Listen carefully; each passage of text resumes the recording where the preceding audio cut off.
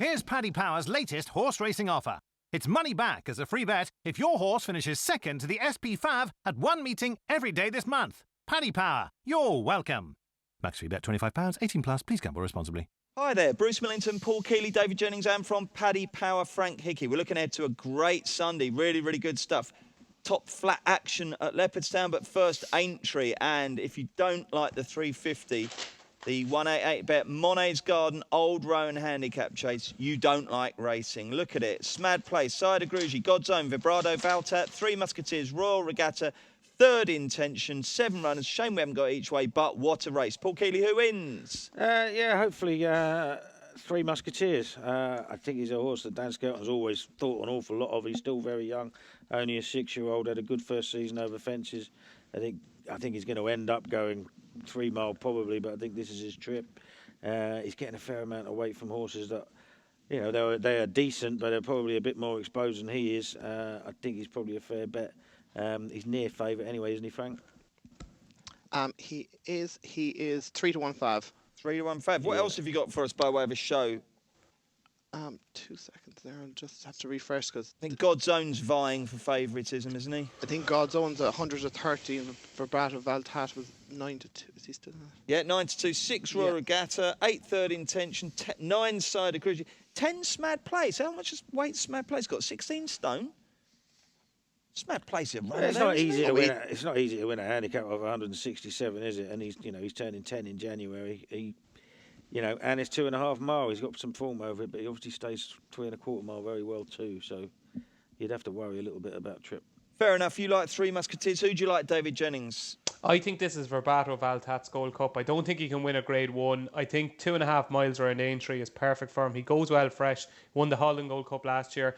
Had God's Own behind that day. I think this is the time to catch Vibrato Valtat. He mightn't win again for the rest of the season, but I think he'll win on Sunday. Frank, who do you think will win? I thought Three Musketeers was well handicapped, but I just worried that he got beaten on his chase debut at Huntington when he kind of needed it last year. I'm just afraid he might need the run. I might have learnt from that. Yeah, but this race is worth 65 grand. That one was probably only worth 5, wasn't it? You know what I mean? Yeah, I just thought Third Intention was a little bit interesting. He's dropped to a mark of 150. I think he was placed in the top of him off 157. He'll travel well. He's getting weight from everyone. I thought he's probably a big price. So Third Intention for you. Jolly good. Right, let's look at the 245s handicap chase, 3 miles and 1 furlong. Kills got a particularly... Well, mate, it's a veterans race. Oh, God, yes, of course it's a veterans race. And there's a 13-year-old in, so presumably you'd be tipping that. Do you think 10-year-olds are veterans? Do you think that's fair enough? 10? I suppose they're about to be 11, aren't they? They're veterans in the autumn. I wouldn't necessarily say they're veterans in the spring. But how many of these would you have backed in your life? Oh, every single one, without a shadow of a doubt. Several occasions. And quite a few of them will be getting some more, won't they? Who are you going to like? Who are you going to be lumping on here? Right, well, Double Ross actually won pretty well first time up, but I got a little bit of a feeling for Bailey's Concerto. Now, he's won 2 races in the summer, but he didn't run particularly well at all in either of them. But he's down to a mark of 129. He has run very, very well at Aintree the three times that he's run there. So I think off a very low weight, he could go well. David, did Eastlake do you a favour once? Am I right? He did once upon a time. Yeah. I don't know what the hell he's doing running 2 over miles, 3. though, yeah. Yeah. I can't see him staying. God, not a hope. I don't think he's ever ran over that far, has he? Well, you never know then, do you? It might just be... It might be what he's been crying out for. Who's that flat horse who's running sprints and the one that Jeremy Gask trains? God, Lézard. Trending? No. Remember Trending? Oh, Trending, yeah. They said he was winning over 5 furlongs till he was about 16, and then he started winning over 1 mile and 7. Well, there was one that was running in Cartmel hurdles, wasn't it? And then ended up winning the King's Stand, didn't it? Remember years ago. So you never know. It might be that this is part of a long old plan. Yeah. I can't see him staying. I'd be shocked if he's ran over 2 mile 5. But anyway, I fancy Masters Hill, who, as you said earlier about our 10-year-olds veterans. Masters Hill is relatively lightly raced in comparison to most of these. I think he's had maybe 14 or 15 starts over fences, and he's quite consistent. I thought he ran well in the Scottish National.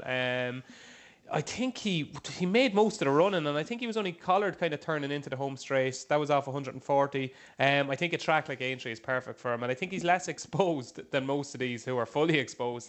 Masters Hill for me, Bruce. Who for you, Frank? Forgotten Gold for me. Tom George's horses aren't running too bad at the moment. He won one of these veteran chase at Ascot in April by 8 lengths. Now he's £9 higher here, but he went close off a mark of 139 at Cheltenham in April. He's won fresh last year at Wincanton. I think he can go close here. Frank, do you make money out of betting? He won about 6 figures about 4 weeks Well, ago. yeah, but apart So, from that, and generally speaking, what price would you be on January 1 to end up the year in front? Odds on anyway. Good. It does sound like a judge, Frank, Yeah, doesn't he? yeah, it does, Makes yeah. a very good Yeah. case. Okay, so are Probably we more done at disciplined Aintree? than we are, Well, not quite, yeah. Are you done at Not at Aintree? all. Anyone? Anyone? Just a really well handicapped horse in the 210. The top weight scooped the pot. He's run off 124. He's much better than that. Kieran Gettins takes off £3 as well. If he's, again, another JP horse, if he's backed, I'd say it'd be very hard to beat. Frank, you got anything else at Aintree? I've won the 315. It's another Dr. Newland horse. Duke Street, he stepped up to 2-3 in Newbury and he won by 8 lengths very easily off a mark of 125. He went back to Sandown, then back at 2 miles and he was beaten, but I think he needs a trip. I think a mark of 135 underestimates him, and I think he'll prove to be far better come the end of the year than that mark. What about you, No, Champ? I was going to say Duke Street as well, funnily enough. I backed him that day at Newbury. He's obviously a young horse and got more in him. Bywise is running in that race. I know, yeah, that would be good, wouldn't it? Won't make any mistakes over hurdles. No, of course not. No, he'd do all right, wouldn't he? Get in the frame. One for the place spot. He could actually run well if he's fit, but obviously he's being prepared for Paddy Power Day, you'd have thought. But Duke Street is the one to back there, is it, chaps? Righty-ho, let's turn our attention to Leopardstown and some listed and group action, David. Will you be there, grafting away for us? I think so, yeah. I think so. Has he not done the rota yet? I have a big football final on Saturday, so much will depend on that. What do you mean, a big football final on Saturday? I don't understand what that means. Sorry, a big Gaelic. I play for a team in Meath. You play? Yeah, I play, yeah. God. Yeah. Fantastic. Yeah. What are they called? Dundee. And we're in an intermediate final against St. It's a replay. The final was last Sunday and we drew. And their best player got sent off after 30 seconds. So we had an extra man for the whole game. We only drew. But the replay is Saturday. So depending on whether we win or lose will determine much about Leopardstown, I'd say. How many strides are you allowed to travel before you have to bounce the ball or kick it 4. into your own hand? Only 4? 4, yeah. You have to solo or hop it after 4, yeah. All right. What position do you play? Goalkeeper. Do you? Yeah, I do, yeah. Are you good? Yeah. I'm okay, yeah. What's okay. better, being a goalkeeper in Gaelic football or a goalkeeper in hurling? I mean, the hurling goalkeeper just seems like the worst job in sport. Impossible. Basically, you just get these missiles absolutely slammed at you about 200 miles an hour, and you've got a hockey stick to try and stop it with. Right, here's a quick quiz question for you, Bruce. Now, if you get this, I'll be very impressed. Okay. What is the name of the ball they play with in hurling called? A slitter. Oh, well done. Thank you very I was much. expecting you to get that. All right, Kills, what's the name of the small rectangle in front of the goal in Gaelic football? No idea. The small rectangle. Is that right, David? It is, square. isn't it? The what? This is the small rectangle, isn't it? That's what they call it, isn't it? The square. Oh, it's the square. I thought it was the small well, there you rectangle. go. Is there not one called that? Well, if it's called a square, if somebody stands inside the, it's called a square. Bizarrely, it's a rectangle, but it's called a square. It makes no sense. Well, It is called a I square. remember when I went to Crow Fantastic. Park for that game once, I asked someone what you call the small rectangle. He goes, the small rectangle. No, So, but fair enough. There's a rule. There's a rule in Gaelic football where if you get a free and an opposition player is standing inside that, if they're inside it before the ball arrives, it's called a square ball. So they're in the square, even though it's a rectangle. I should have stopped at the quite slitter strange. while I was going well. Right, 2:35, the Trigo Stakes, named after the Somerset all-rounder, no doubt. Who wins it? It's interesting because Zorak is back here, unbeaten, beat Endless Drama. Hasn't ran since, I think, April 2015, so it's been off for a hell of a long time. But the form of that 2000 Guineas trial obviously worked out well because it beat Endless Drama. It's hard to believe that Dermot has decided to bring it back after whatever 560 days, I think it is, to run in a listed race. But he's obviously hoping that it'll train on next season. The market will reveal plenty here. Zorak should be head and shoulders above these, and if it's well odds on, it'll win. Round 2 is the big danger, who bounced back to form in a handicap at Cork the last day. But look, Zorak, if he is 3 legs even, he'll probably win this. Zorak for you, Frank, as well? Oh, yeah, 100%. And in the 305, the Killavullen Stakes, it's a Group 3. That's Any a cracker. stars in here?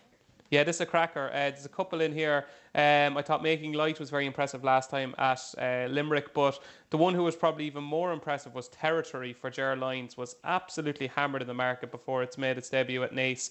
I thought it was impressive that day. It won by 2 3/4 lengths, but it looked the winner the whole way, travelled well, found plenty for pressure. And Ger has got some really good 2-year-olds this season, and this is probably in the top 3 anyway. I think Territory will probably be hard to beat. DJ, who would you rather own, the winner of the Racing Post Trophy or the winner of the Killavullen Stakes? Probably Yucatan will probably win the Racing Post Trophy, so probably him. Okay, Frank, who do you think will win the Killavullen? We got fairly well filled in on Holistic Approach when he made his debut at the Curragh. The second that day, Ice Canyon. Now he was pretty exposed, but he's rated 90, and to run to a mark, he's beaten him half a length. So to run to a mark over 90 on debut is quite good. I thought he'd be difficult to beat, even though I do think Ger Lyons' horse sets a fairly decent standard as well. But it's a Holistic Approach for me. Are you chipping in on the no, Leopardstown chat, or are you taking it easy? Okay, anything else on the card, chap? Start with you, DJ. Just one, Bruce. I'll keep it short and sweet. I think right. I'm just going to put the kettle on. How many sugars, kids? It's drawn 18, but I think All Souls for Edward O'Grady, who has a terrific record on the flat this season. I think he's only had 35 runners in the flat in Ireland this season. 7 of them have won. He's in profit. He's one of the very few trainers that's in profit on the flat in Ireland over the summer. And I think All Souls could be quite well handicapped off a mark of 77. Will like the ground. Which race is that in? 450, sorry. 450. Okay, Frank, anything else for us? Nothing else for me. Jolly good. Okay, thank you very much indeed, chaps. So, Keels, this afternoon you're up to Donny. Heavy drinking session. Heavy drinking. Doncaster racing tomorrow. Heavy drinking again. Yeah, and I've since found out that I'll be coming back on a train with Brian Morris and Robin Gibson, which means we're going to empty the bar on the train. Right, that doesn't sound good. And then Sunday? Sunday we'll be recovering in front of the telly, probably betting with no discipline whatsoever, just playing around on my phone without even looking. Excellent. Will you chuck a couple of tips out on Twitter, do you think, on Sunday morning? Because you've got an army of followers at Paul Keeley RP. I wouldn't have thought so, because if I chuck anything out then it'll be through no work at all. Okay, well, you've already had his thoughts on Aintree. So, DJ, big day for you. You've got the intermediate final. Does Aoife come along and stand on the sideline and yell you on? Stand on the sideline. It's in the big stadium in Navan. It's a pretty big game, Bruce. How many does it hold? It holds 20,000, I think. And how many will be there? 20? Probably about 3. Yeah, I was going to say. How are ticket sales going? They're going. It'll be a big crowd. The whole of the parish is going to be going. But I'll make a statement now. If we do win, I can guarantee you I will be drunker than Paul Keeley is tomorrow. Right. Okay. Well, yeah, that's fair enough. And Sunday you'll be working at Leopardstown, will you? Regardless of what happens Saturday? If we're beaten, we will. It just depends on the shift, yeah. Excellent. Well, I hope that goes well, David. And Frank, Thanks, what Bruce. about you? You taking the lovely Jill out? Oh, we have a very exciting evening and day ahead of us tomorrow. I have a marriage course tonight for 3 hours and all day tomorrow where some priest is going to tell me about sex, so it's going to be very interesting. There's the quote of the day. Fantastic. Well, I can't wait. And that's when the racing's on as well, is it? Oh, it is, yeah. It's going to be like my foot muted, the phone on, watching the race. That sounds great. And what about Sunday, Frank?